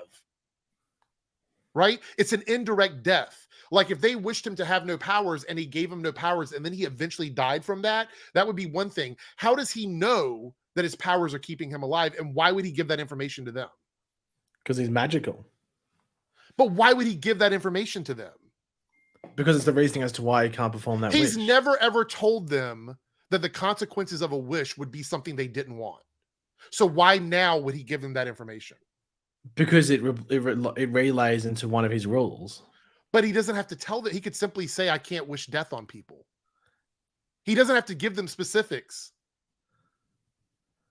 Well, they need to give him specifics. No, this is this is definitely a writing thing. They needed us to know and for the kids to know that his ice powers are keeping him alive. If he could not grant the wish because it would kill someone, he would have simply said, and the mystery would have kept going, that I can't grant that wish because I can't wish death on people. Bam, end of that. Like that's simply the rule. Like he wouldn't give them the specific reason why. That's my issue with it. Yeah, I don't know. I think this is like one of those issues that you just made up in your head. No, it's not. I haven't heard anyone else complain about it. Has he ever given them like he is the king of giving like vague clues? Yeah, but who else have they gone? I want to kill this dude. Like who have they said that about? But they didn't ask to kill anybody. That's the thing. They wished for something. He usually presents results that are not what you want, right? Or something that you overlooked. Yeah, but where's the other example of when they wish for something that could have directly led to someone being killed? Like, hey, can you remove Cindy's eyeballs? That was the rule that he gave them. Like that was the rule that he told them. So if that was a rule that he can't do something, he simply would just tell them I can't do it because this is the rule. Like why would he give them that information and how would he know? I think this might be your quarterly overly No. Because he gave them information they didn't ask for. He gave them important plot information. The fact that his powers are keeping him alive is very important plot information, and it will factor into the storyline. That's the only reason he told them that. So I feel like the entire wish was set up just to get at that information. I don't know. I think the opening scene sort of showed us that his powers are what's keeping him alive. Well, here's the other thing. This was my next part. Into ice blocks. This is my next argument. Once they have that information, couldn't they simply wish him to be a healthy human where he doesn't need his powers to stay alive? That would be the next wish that I would ask for. But instead, we just completely take that out and move on. We'll blame that on Mike and Jakeem, the 14-year-olds. I know, but what I'm saying is that that's why that whole scene felt to me like it was just. So you're angry at two 14-year-olds? No, the two 14-year-olds are being written by writers. I'm angry at the writer, and they're writing them as 14-year-olds, and they're also writing a genie that gave out information that he didn't have to give out. Two 14-year-olds that randomly rode to a creepy farm in the middle of the night and encountered a gorilla. Oh, wait, hold on. Maybe this is interesting. Maybe this Seth Meyers Thunderbolt version is just lazy. Seth Green. Maybe. Yeah, Seth Green. No, it's an issue with me because I have been so forgiving for Stargirl this entire season because I've forgiven little things that have bothered me. This one specifically, when it happened, I'm like, that information was unnecessary. And it's going to be important for defeating Icicle. Well, no, it wasn't unnecessary. You could say it was planted conveniently by the writers, but it's definitely not unnecessary because it's the reasoning as to why he can't fulfill the wish. But he's never ever told them. Eric, if I say we're hanging out in Antarctica, actually that's not a good example. Say we're hanging out in London, and you go, Paige, you can go get me some crumpets with peanut butter. I'm like, okay. And I come back with crumpets, but just with butter. And you're like, hold on. I asked for peanut butter. I'm like, yeah, they didn't have peanut butter. That's my explanation. But I couldn't get you crumpets with peanut butter because there's no peanut butter. But you didn't tell me why. Yeah, you didn't peanut butter. The place I went to didn't have it, so therefore I just decided to come back without it because of X reason. Like, no, I didn't come out without it. I came with butter. Gave a very specific detail that is important. But it wasn't unnecessary to them. But it wasn't ridiculously specific. It was just a base explanation. Absolutely was. Did we know as the viewers that his powers are the only thing keeping him alive? Did we know that? Specifics would be if he broke it down into like the actual specifics of it. Like, oh, if I take away his powers, how much more specific can it be than that? if you actually jump into more specifics. He gave a base reasoning. I can't take away his powers because it will kill him. That's a pretty base explanation. I don't know how that is a very specific explanation. No, a specific thing would be breaking down a specific thing into minor details. Those are pretty major details, so it's not specific. What? It's not specific. It's a one sentence explanation. It's a one sentence explanation. That's not specific at all. Are you wearing your shill hat right now for Stargirl? Because this is a very important thing that seems completely outside of what the genie has done in the past. No, I'm wearing a G-string. Maybe that's playing into what's going on here. Ben loves that. But what I'm saying now is that he wants photos of that. What I'm saying is that, and I will not be surprised if this element of information is not important later on, and we go back to this and go, if they did not know that, they would have not been able to defeat Icicle. But how do you know? So are you under the assumption that they're going to defeat Icicle by taking away his powers? Or yes, I think they're going to figure out, because that's the only thing I can understand that why you're going on this rant. If his powers are the only thing keeping him alive, then the next logical assumption is that he is not flesh and blood anymore. He is literally under all of that just ice, because that's what's keeping him alive. That's the assumption. Well, didn't we get that assumption, if not explanation, at the end of season 1 when he exploded into all those ice cubes? Right. And there was no blood but the thing about it is no one else knew how he was alive again. We saw it as the viewers, but no one else saw that. So they have no context for how he is back, other than he is just back. Now they know for a fact that he is reformed with his powers, and that is how he is alive. So that is a very important bit of information that they would have not otherwise known.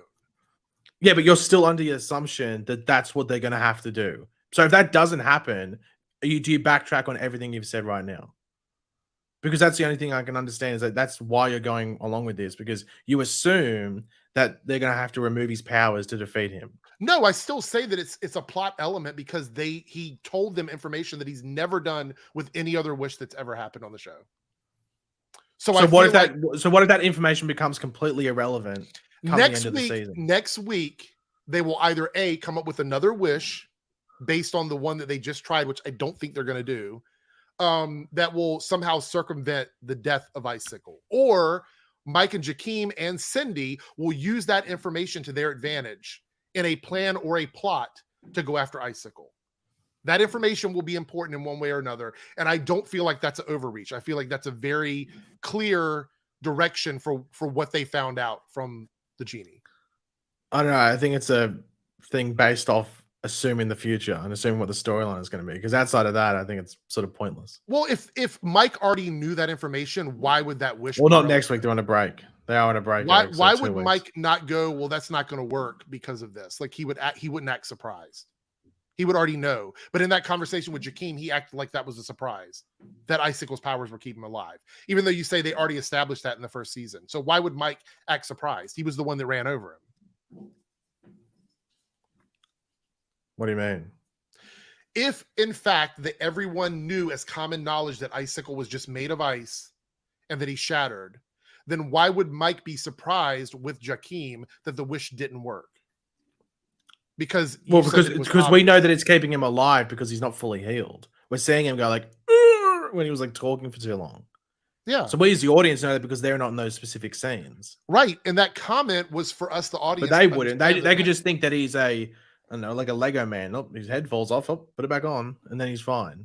You're making so many excuses for them right now. It's weird. No, I think you're trying to dive into this hole of assumptions, which, well, I guess not next week, but 2 weeks, 3 weeks from now, if it all plays out, then fair enough. We can come back here and go, okay, Eric, you were right. They planted that all very conveniently with these two characters, but it's literally based off assumptions. And I hate that as well. I know you hate that, but you've been caught in so many L's assuming as well. No. I think so outside of that information, outside of the assumption stuff, their wish to turn him into a normal human should have been effective, because it's magical, meaning that he could have healed him and made him a normal human, because he's not dead. He's already alive because the genie says he couldn't kill him by taking away his powers. So we've established that he is alive, which means that that's not bringing him back to life. It would not be killing him, and it is not wishing for the same thing twice. They should have been able to just make him into a normal human. That should have been within the realm of the genie's powers. So outside of the information that we got from the genie afterwards, the fact that he could not turn him into a normal human, that doesn't make any sense to me. Because they say normal human in the wish. For him to not have powers and just be a normal human. So outside of the other parts of this, that should have worked. So I feel like that's still a plot hole. Even if you take away the fact that the genie was like, he would be killed if we took away his powers. Yeah, I think this is still one of those. Let's come back in 2 or 3 ways because we can't. No, we can't with that because I don't think that'll ever come back. Maybe. Well, no, people in the chat, mate. Someone when we were talking about Flash last season, someone brought up something that you said, and like, was it Armageddon and had a go at you? And it was like the second last episode. Oh, it was something about the ties to Reverse Flash that you said it wasn't going to happen or something like that, and they had a go at you. This was during the Flash, by the way. What was it? Oh, it was. I just remember they brought it back from Armageddon. It was something you said in Armageddon. Might have been about time sickness or something. I'm not too sure. I don't remember what it. I mean, they might even be here. It was maybe it's probably Hero's Journey because he's agreeing with you. He usually hates you. So, but it was I feel like if I don't call out the weaknesses in their writing, then I'm not being genuine to the way I review the shows. And I feel like this particular portion of the episode was done in a way to either A, circumvent fixing the problem easily, or B, providing information for the viewers and for the team to have. That's why I had an issue with that. Now, see you later, Cal. Have a good night. So that's why I had problems with it. But again, it's not something that ruined the episode for me. So we won't dive too much into it anymore, but we'll see where it goes. We got 2 weeks. We'll find out. But other than that, let me see what else we have here to talk about because there wasn't a lot to really go into. We had a really good Artemis storyline this week with the emotional arc. I thought she did really well.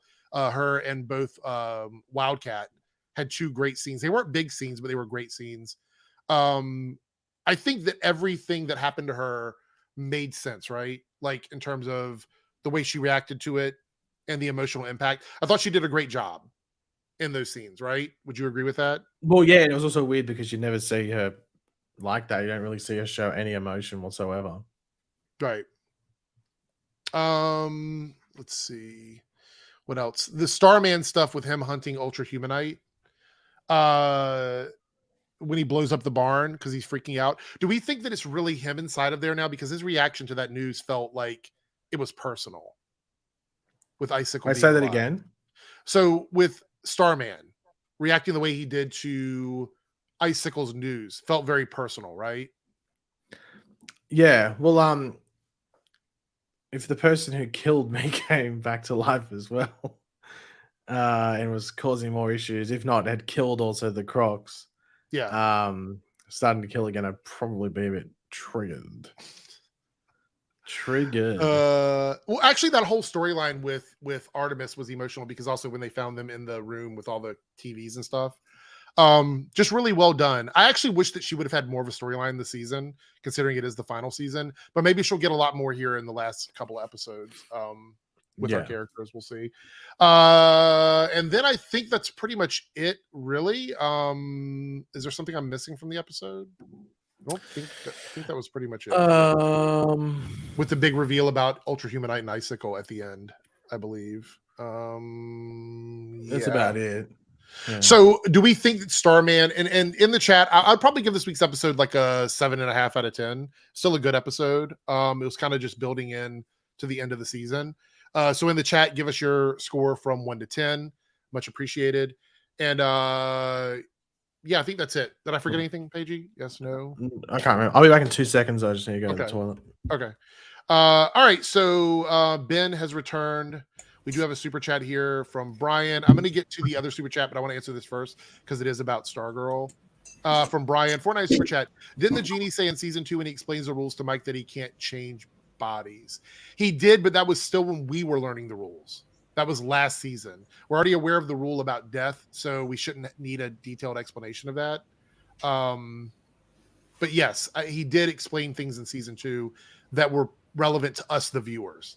A lot of times in writing, and Ben, you probably know this because you know all the work you do in filmmaking, stuff in scripts sometimes isn't meant for the characters, it's meant for the viewers. So things that they say to each other that seem repetitive are just there for us to be reminded of or to understand how something works.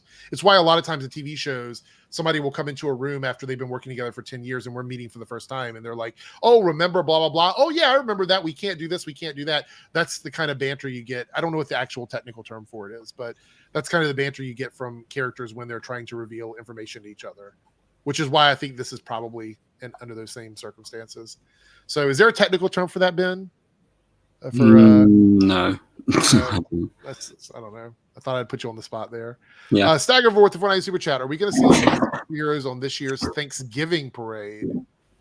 So that's a very American thing. So I don't know if Paige or Ben know anything about the Thanksgiving parade, but turkey, man. Turkey with gravy, man. What's the Thanksgiving parade? Okay, so it's a very, again, American thing. They do a parade in New York every Thanksgiving that is basically a big quote unquote celebration with like a lot of different movies and TV shows and actors and schools and things like that, like colleges and universities, stuff like that. It's I think in past it's been Macy's Thanksgiving parade. I don't know if they're still the sponsor or not. But they do that, and I would say this year we may not see any because it's expensive. I believe being in that parade costs money because it's basically advertising. So unless there was something that was already in the cards before Warner Brothers Discovery became a thing, I don't know if we'd see anything or not. And usually they advertise upcoming things like movies and TV shows. So maybe they'll have Ezra there on a float, on a flash float, floating down the parade. I don't know. This is oh my god! No. Would you expect that, Ben? You like see some Ezra stuff happening? Yeah. South Texas Shark became a YouTube Team Eric member here. Thank you so much, and make sure you check out the playlist on the page for Team Eric member exclusives. All that content's there for you. You now have custom emojis. Feel free to use those. There's a gold face one there that everybody seems to love. So one last call, because I'll bring it up in 5 minutes, the sweepstakes. So yeah, World Cup in the chat if you want to enter. Yeah, this is $25 Amazon gift voucher provided by DJ Eric. AG, one question. Are you only going to watch Australian games, or are you going to watch other games? Oh, I'll probably watch most of them. They're all like some of them are like midnight and 3 a.m. The 3 a.m. one I definitely probably will not be watching any night. Wait, so the 1 p.m. ones in the UK time, what would that be for you? I don't know. I think midnight. Because I know England's playing on the 21st. I think it's midnight. I actually think we can, depending on how long the games go, we could probably do this giveaway every week for people that want to keep signing up or whatever, because we might have different people in the next stream that aren't already signed up, right? Is that the way you want to do it, or is it just for this week, Paige? I think you want it for the winner, right? Yeah, I prefer it to just be. It's fine. It's fine because I can just the first people that entered. Ooh, actually, Ben smells. That was random. Okay, so yeah, if you're not signed up for this, if you want to do it really now. Basically, for the World Cup. Basically, I'm gonna watch all the England matches and all the Germany matches. So we're done with reviews. It is random time now. If you want to super chat and support the stream or just ask a question, this is the 5-minute window here to do so. Yeah, go ahead, Ben. Eric, are you going to be watching the England versus USA match? That is the question. I don't know. We're in the same group. Are we? Yeah. Okay. England, Wales, and Iran. And when is that game? Do you know when it is? Or when that match is? Okay. If you tell me, I'll put it on my calendar and watch it. Next week, I think it's. Oh, is it? Second or third. The 25th. So Friday. Next Friday. 7 p.m. UK. It's Friday. Not next Friday, just upcoming Friday. Upcoming Friday. It's at 2 p.m. ET. Upcoming Friday. Okay. We got America. So 22 people entered. Okay. But what I'm going to do Plus is Eric for though, and you. Right? No, I'm not. Well, yeah. But what I'm going to do, and this is for the special people that commented early. This is what you get if you comment early. You're gonna give them 2 access to entries. your OnlyFans. Oh, that's Eric. Eric gets That's Eric's prize. You get 2 prizes, guys. Okay. So the first, I think it's 10 people that entered get 2 things, 2 picks. Okay. Okay, so I'm about to do the sweepstakes now. I might actually be able to bring it up on screen. Yeah, bring it up on screen. So I'm not doing any dodgy stuff and see who gets assigned what team. Okay. So I'm not saying that I get assigned like the best team. So I did some it with people my have family, and I got Argentina. Well, they're probably going to either win or come second. So here's generate sweep. Will Eric win his own Amazon voucher? Wait, are we there? Yeah, we're on there. Oh, sorry. It opened up in another freaking tab. He's cheating. He's writing Brazil for himself. Oh. Eric, can you open it up? And France. Oh, you had to switch it out completely? All right, there you go. Yeah. Okay. Be careful with this because YouTube doesn't allow gambling, so I don't want to get trouble. No, but it's not really gambling. It's a sweepstake. So okay. I had to put in $1 to make it work out, but that's not what. Well, I guess technically someone's getting close to that. So these are the teams. So if you see your name there, who do I have? I'm feeling. So Willish World has Argentina. Mm-hmm. Remember these countries. Amethyst has Australia. Martin has Belgium. Simulation 7, which sounds like a dodgy experiment, has Brazil, who I think is who's going to win the World Cup. Hero's Journey has Cameroon. Danny has Canada. Citizen Tim Scott with Costa Rica with the odds of $751 to 1. Wow. Okay. Willish World has Croatia. Again, he has Argentina and Croatia. Simulation 7 also has Denmark. Dino Dragon 55 has Ecuador. Hero's Journey has England, whatever that country is. Okay. Miata Dean has France. Michael Wong has Germany. South Texas Shark has Ghana. Darkbat Productions has Iran. Darkbat Productions also has Japan. Korea Republic. Lara E has Korea Republic. Michael Wong also has Mexico. Second page. Jasmine Elder has Morocco. Ben has the Netherlands. Oh, let's go. Amethyst has Poland. Ben 10 Big has Portugal. Nathan Bell has Qatar. Eric, you have Saudi Arabia. Let's go, Eric. Well, you are dressed in green. I think maybe you jinxed it. That's true. Maybe you jinxed it. All the green that you're dressed up in. Oh, I have Senegal. Oh, what a joke. Nice. What the... Keita has Serbia. Darth Zin has Spain. Jasmine has Switzerland. Nathan Bell has Tunisia. I think Nathan Bell has two of literally the worst countries, Qatar and Tunisia. Martin has the US. Darth Zin has Uruguay, and Robert Blake has Wales. All right. There you go. And if you need to remember where you are, just come back to the stream and yeah, I'm writing mine down. I don't think I'm going to have to remember because I have no shot, Eric. And no offense, neither do you. So I think the only ones that I have to remember are Simulation 7, Willish World, Miata, and then maybe Michael, and then maybe like Darth Zin. Like they're probably that. There we go. Thank God there was actually no money put on this because I'd be screwed straight out of the game. So Darth Zin brings up a good comment here. Next Star is turning CW into a zombie channel that airs more reruns than anything, like Channel 9 and 10 for me. Yeah, I mean, that's kind of what it's becoming. It's going to be a rerun channel with like very little original programming. And I think by 2024, there will be no original programming. So it'll all be like purchase stuff.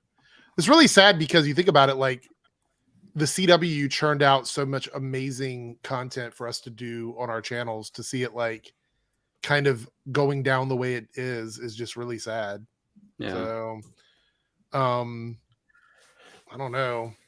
Hopefully, like I was telling Ben, I mentioned this on his stream. What, yesterday? Was it yesterday? Thursday. Yeah. Yeah. That I'm pretty sure there'll be more content for us to cover later on, but the CW is kind of near and dear to my heart because so many shows on there that I loved.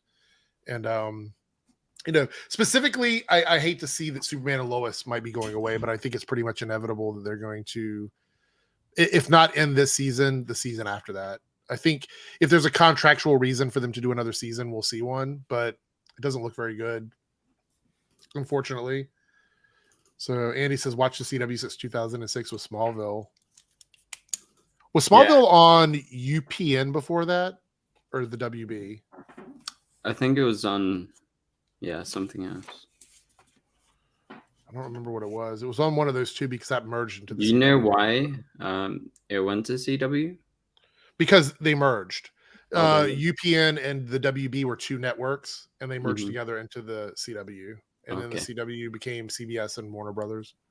So, South Texas Shark. I hate people say the CW sucks. They have good shows.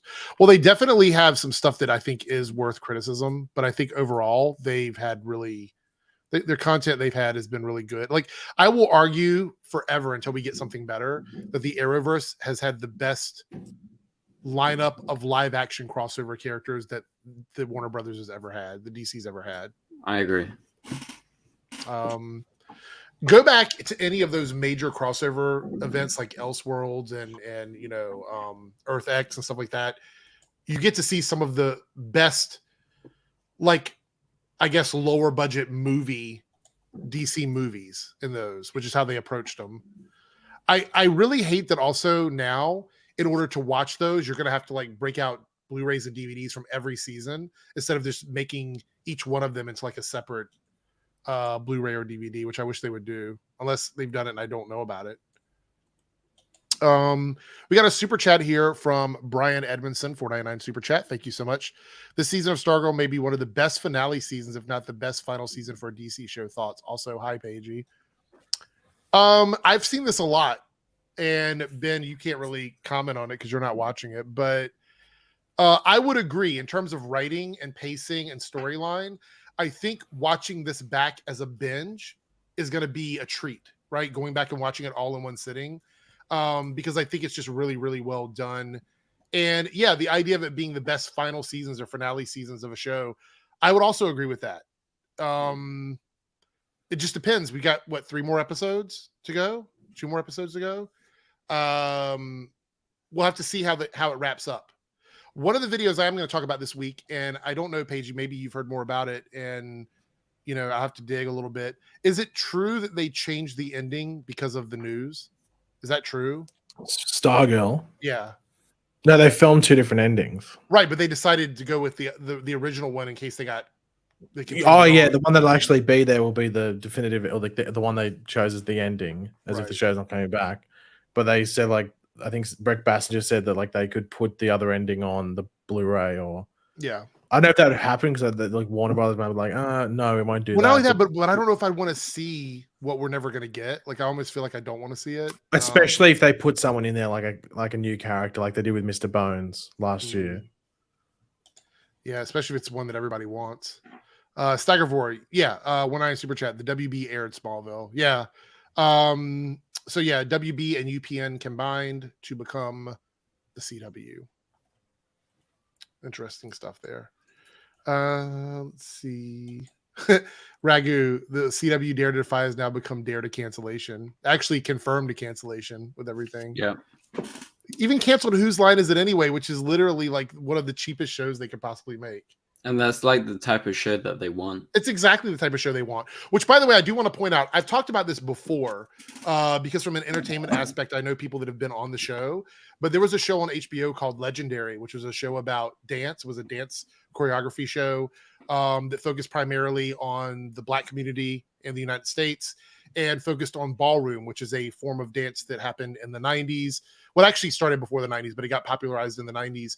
It was a very big success for the trans community, for the Black community, other marginalized communities, and the LGBTQI plus umbrella. And it was a show that everybody really loved. And it was a reality show with a competition aspect, which fits right in line with what Discovery has on their network. Well, it was canceled. Which feeds more into the idea that they don't want diverse shows on this new WB Discovery platform. Because it is a reality show, a competition show that had a huge following and had a huge fandom, which is exactly what in that call that they did like a few months ago said that they liked about Warner Brothers was it was fandom driven. They used that word specifically. Well, didn't they also canceled that Latina-based or the Latin-based show? It was almost like a family comedy sort of show. Yeah, that was on HBO Max, and that got canceled before the first season even ended airing, I think. Yeah, and apparently it was doing well. Yeah, and everyone was really confused as to why it got canceled because it was like a full Latino cast. Yeah. And I know a lot of people are going to go, well, I haven't heard of that show. I haven't heard of this show, but that's the point of fandoms. When they said they wanted to cultivate fandoms happen around niche things. And then over time, they grow into things that are much bigger, which is how that usually happens. Like look at like Star Wars and Marvel and like the Zack Snyder fandom or whatever. Like these fandoms start out and they grow over time and they're niche. That's the point of them. So when you have these shows that have fandoms built around them, and then you just cancel them after you've said that you want to nurture and cultivate the fandom aspect of Warner Brothers, it just goes to show that they never had that intention. And they're canceling so many diverse projects. And it's just really heartbreaking because it isn't because they aren't good. It's because Discovery doesn't want to spend any money on Warner Brothers stuff. That's the problem. So I feel like again, with Superman and Lois and a lot of these other things, like Justice U and some of these other spinoff shows that DC was supposed to have on HBO Max, I would say, keep your expectations very low and just be happy with whatever happens, because I think it's going to be a really rough time, for a lot of us fans. And, we just need to be ready for whatever, because they seem to not care about silently canceling stuff. And keep in mind that, again, some of these are reality TV shows that are extremely inexpensive, that fit in line with what the content they say they want to make. Now, when HBO Max goes away, the big question is how much of that content is going to carry over to whatever this merged streaming service is going to be. I'm going to say a very small amount, if any at all. I feel like the more important brands will just go to HBO, and then they'll stream them on the Discovery Warner Brothers hybrid network. But I don't think we're going to see any production going into the cost of streaming stuff. And that even goes back to the things that David Zaslav said in his most recent video, which that video is still going up on my channel. It'll probably go up tomorrow, where Paige and I talked about David Zaslav, because that news happened this past week. And we go into detail about that. That will go up on the channel tomorrow. Yeah. But it's just, it's weird. It's really weird. I think the thing to expect come, like, I guess, middle of next year is that they'll have the HBO shows like your House of Dragon, your Euphorias, your White Lotuses and stuff like that. And then I think the only consistent rollout of an HBO Max related franchise or series that's HBO Max branded, or whatever that streaming service is the DC stuff that James Gunn does, which includes Peacemaker, obviously like the Penguin show, like the DC stuff that they're continuing with. That'll be what's on HBO Max and branded on that streaming service. And then everything else will be an HBO show that then goes to that streaming service at the same time, like Game of House of Dragons, Euphoria, and stuff. Wait, what streaming service? Sorry, like the new one that they're doing, like the merged HBO Max Discovery one, whatever it is. Do you have any idea what they're gonna call it? They had a weird name for it. The Zaslav show. Yeah, they won't call it Discovery anything, because that's just like the old. I think they'll call it like. I think like Warner Plus or something. Something like that. Warner Plus or something sounds like a very like simple one to go with. Yeah, they want to get away from the HBO name, and I think that's what they're trying to do. Well, I don't see what's so bad about HBO. There's nothing HBO like, but the thing is, HBO is like very recognizable. Like the whole like the staticky screen and the thing it does, like, because it's not just something that was invented 5 years ago. It's been around for ages. Like Sopranos, Oz, Sex and the City. Yeah, all that stuff. Like all those shows were HBO shows. Also, I know Andy left a comment about like not saying much about the company or whatever, bad from a PR standpoint. I don't trust David Zaslav. Period. So I don't care what insider. No offense to you, Andy. I don't care what insider information people have. I want to see it first because I don't trust him. Canceling all these diverse shows to me is a huge red flag. And people are finding out on social media. So I don't know if there'd be that much insider stuff in regards to it. Yeah. Like, no offense, Andy. Like You've got stuff you can't talk about, but I'm gonna wait till I see what happens. Because right now, canceling things from like communities that love these shows does not build loyalty within the company. I have a feeling that HBO Max whatever and Discovery whatever is going to be a bunch of like throwaway competition content, because that's stuff that people will stream over and over again, but they're not actually watching it. Or it'll be like Friends, stuff like that, like stuff that people go back and binge the entire series over and over again. Yeah. Like I think Peacock literally lives off The Office being on there. Yeah. I do think that what they will prioritize is whatever James Gunn's and Peter Safran's projects are. Those are going to be the priorities. Outside as long of that, as they're not too expensive. Yeah. Outside of that, I don't see a lot of things coming through. I know Greg Berlanti has a production deal, but I believe that we talked about that in the video for tomorrow, and I won't go into too much detail, but that's going to come up in about a year. They have to renegotiate whatever that is. Well, I think if he might still be at Warner Brothers, but I don't think he'd be affiliated with DC based off what was said there. So yeah, we'll have to see where it goes. That video will be out tomorrow, so make sure you are, got your notifications on and be ready for that. Because we take, I think it's like a 30-minute conversation about it, so it's going to be kind of a long video. I wanted to wait till Sunday to upload it because I knew a lot of people would have a chance to watch it. All right, that's pretty much it. We did talk a little bit about Legion of Superheroes over on Ben's channel, the Legion of Superheroes animated content that's coming out, and Supergirl being a part of that. I believe it's available on Ben's channel, so go over and check that out. You go into detail over there. I'm excited for it, but I'm very curious to see what other animation we're going to get after that, because it seems like a lot of the animated stuff is being axed as well. So hopefully this is not the end of that. But thank you so much for being here, everyone. I do appreciate it. Paigey in the building as usual. Make sure you keep, I think he posted a picture of the sweepstakes categories in the chat, so you can click on that. And Ben back again after all this time. So good to see him. Are you going to be live more regularly, Ben, or no? Or is it going to be back to like a sporadic schedule? For the after party? No, for your stream, are you going to be live regularly again? Or yeah, for the last few weeks I've committed every Thursday, 8 p.m. UK time. So well, here's the thing. Now that you're streaming on Twitch consistently, Eric, Ben can now wear his nipple shirt. So there won't be any issues with the weird YouTube. We're not going to talk about the Superboy shirt that was posted, the nipple shirt that was posted about Superman and Lois from Alex over on Instagram, which I thought was hilarious. Yeah, no idea what you're referring to. All right, hold on. Before we go, this is a good. Feel free to show me because I have no idea. This is a good post to share. I think he posted on Instagram. Let me double check. Let's see if it's still on his page or not. Right here. Here we go. Let's take a look at this. Let's leave you guys with this one, and you can figure out what you think it is. Here we go. Oh my goodness! My God! Yeah. What kind of shirt is that anyway? Yeah. Dude, hold on. Here's the latest fashion: nipple hole. Like it's like what? This is definitely filming something. I'm trying to see what it says on a little box back there. It says hero mask. There's like a card or the chair back there for somebody that sit, somebody's chair. I don't know whose that is. But anyway, so yeah, what is this? I think it says Alex Coffin. Maybe. I think that's what the chair like says. What could this be? I think there's like several pictures of it. Like,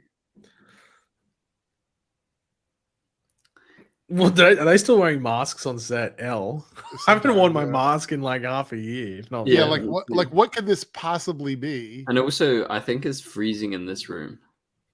Just saying. I don't know. I have no idea. So is this meant to be like a nipple torture device? Like when it's cold, you wear. He posted a joke about Nipple Man in the thing. That's all he said. So Well, Ben has. I think maybe it's tattooed that's on the his left. Superboy suit.